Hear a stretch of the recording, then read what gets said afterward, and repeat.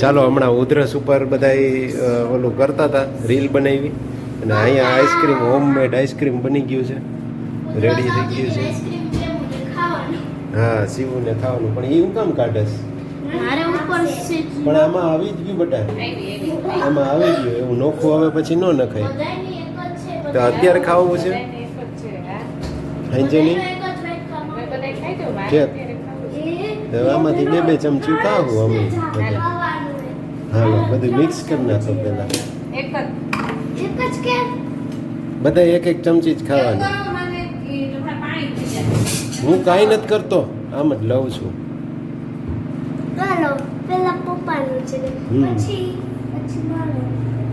વાહ, thank you ચાંદની.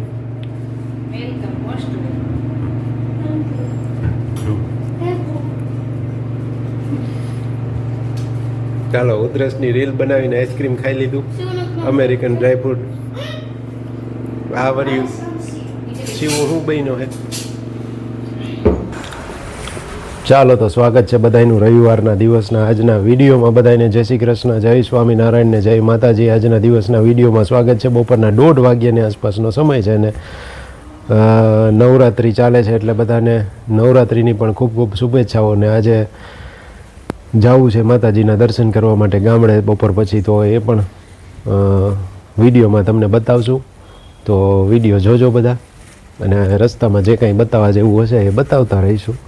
તો આવો પ્લાન છે, જોઈએ હવે. તડકો ફૂલ છે અત્યારે.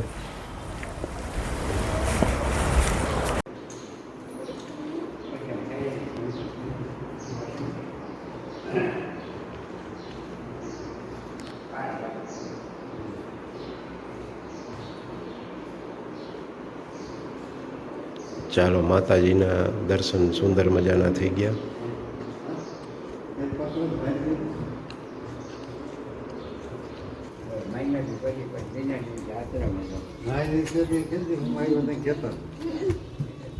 કોણ કોણ જવાના?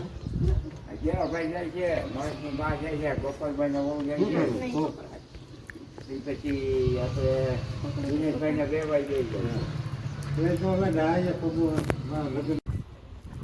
ચાલો, આ હનુમાનજી મંદિરનો જીર્ણોદ્ધાર થઈ ગયો છે ને નવું બની ગયું છે, એના દર્શન કરી લઈએ. પાવરિકા એ કંપનીનું નામ હોય બેટા, એ જે પવન ચક્કી બનાવનાર કંપની હોય ને એનું નામ હોય. વેદુ પૂછે છે કે આમાં પાવર ચક્કી કેમ લખ્યું છે. સરસ થઈ ગયું જગ્યા અને બધું હવે પેક થઈ ગયું. નાનું એવું ફંક્શન કંઈક કરવું હોય તો અહીંયા હાલે એમ છે.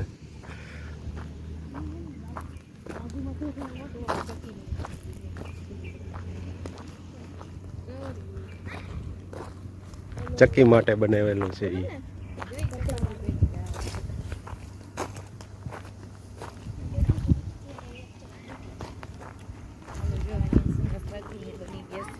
એ આમ જો ઓલું આ કંઈક કદાચ રસોઈ કેવું કરવું હોય, હા ભાઈ આ જમણવાર ગોઠવવું હોય તો એ હાલે. એ વ્યવસ્થિત થઈ ગયું હવે એમ, હરખું કરી નાખ્યું હોય ને એવું કંઈક ગોઠવવું હોય તો, ધજાઈ ચડાવી હોય તો એના માટે એ છે. એ રહેતા જ હોય એટલું તો, એ 2-3 અહીંયા રાખતા જ હોય, સિક્યુરિટી માટે હોય જ. બનાવ્યું હોય ને, પાકું કર્યું હોય ને ત્યારે એ રહ્યા હોય. હા, એટલું જ ખુલે છે એમ.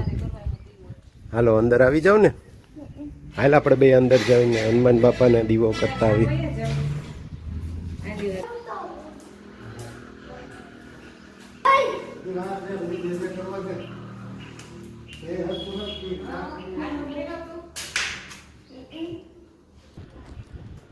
પવન ચક્કી.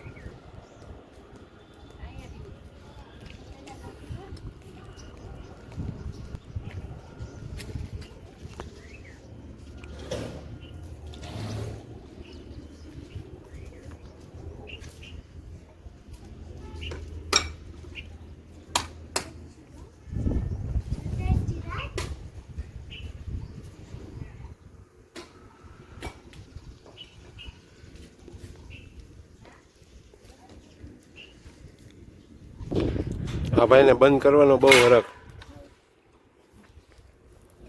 એક જ ખાવાની. હું તો નથી ખાતો. જો શિવ કેવો ડાયો, કાલે ખાશે. અહીંથી એક ચોકલેટ ઉપાડી લીધી હનુમાન બાપા પાસેથી. શિવે તો જાજી બધી લઈ લીધી કે હે વાહ. પાણી પી આવો જા વાલો ના મારે પીવાનું હવે. નાળિયેરનું. હા ધીમે બે થોડું થોડું પી લેજો.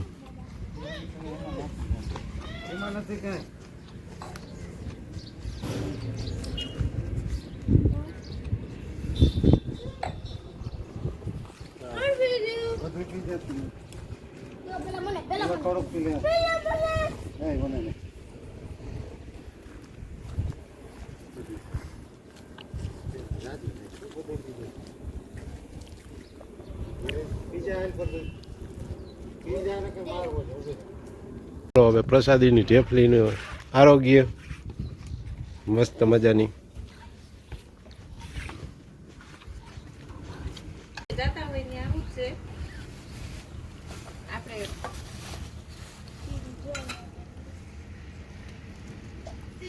લઈ લે તો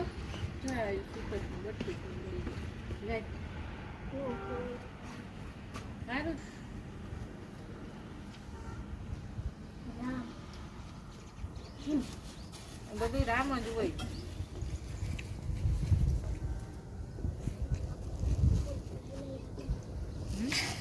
ઊભી રહે બહુ ખાતી નહીં તું. બહુ પાણી પીધું છે એવું છે.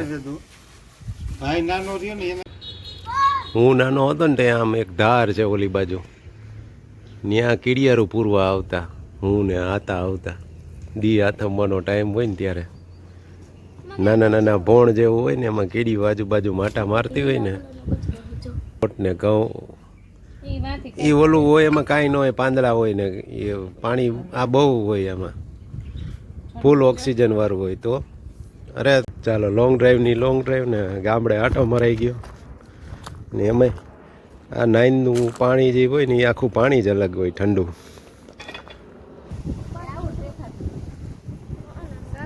સૂર્યાસ્તનો અદ્ભુત નજારો. 2 મિનિટ પહેલા જોયું હોત તો એકદમ સનસેટ પોઈન્ટ જેવું જ લાગે સૂર્યાસ્ત થતો હોય ત્યારે. આવું જ હોય આજ સનસેટ પોઈન્ટ. સુરતદાર વયા ગયા અંદર. ચાલો ને અહીંયા બહાર એક ભજીયાની દુકાન છે જે રાતના 10 થઈને ત્યાં બંધ થઈ જાય છે. હવે તો ગોંડલની જેમ અહીંયા બધું બંધ થઈ જાય છે. સામે જ એક છે જ્યાં માણસો રાજકોટથી ભજીયા ખાવા માટે આવતા હોય સ્પેશિયલ. લોધિકાનો રસ્તો છે આ, થોડીથી લોધિકા વચ્ચેનો. ચાલો માધવમાં આવી ગયા છીએ. સરસ મજાનું ગાર્ડનમાં બાળકો આનંદ માણી રહ્યા છે. માધવ ઢોસામાં, માધવ ગાર્ડન રેસ્ટોરન્ટમાં આ રીતની બેઠક વ્યવસ્થા છે. થોડી ઘણી હિચકવાની પણ વ્યવસ્થા છે, દેશી સ્ટાઇલ.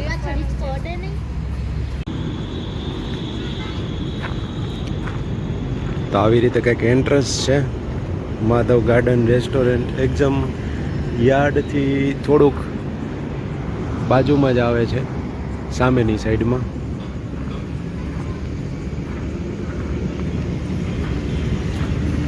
ઢોસાનું કામકાજ બહુ સરસ છે. ઘણી બધી વેરાયટીના ઢોસા મળે છે અને ટેસ્ટ પણ એકદમ જોરદાર છે. આ કોઈ પેઇડ પ્રમોશન નથી, પણ ટેસ્ટ કરીને મને જેવું લાગ્યું એ પ્રમાણે તમને કહીએ છીએ.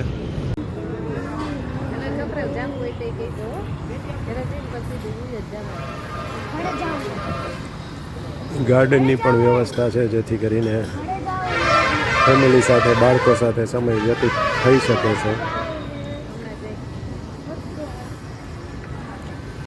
મજા આવે છે સોફાવાળા ખાટલામાં.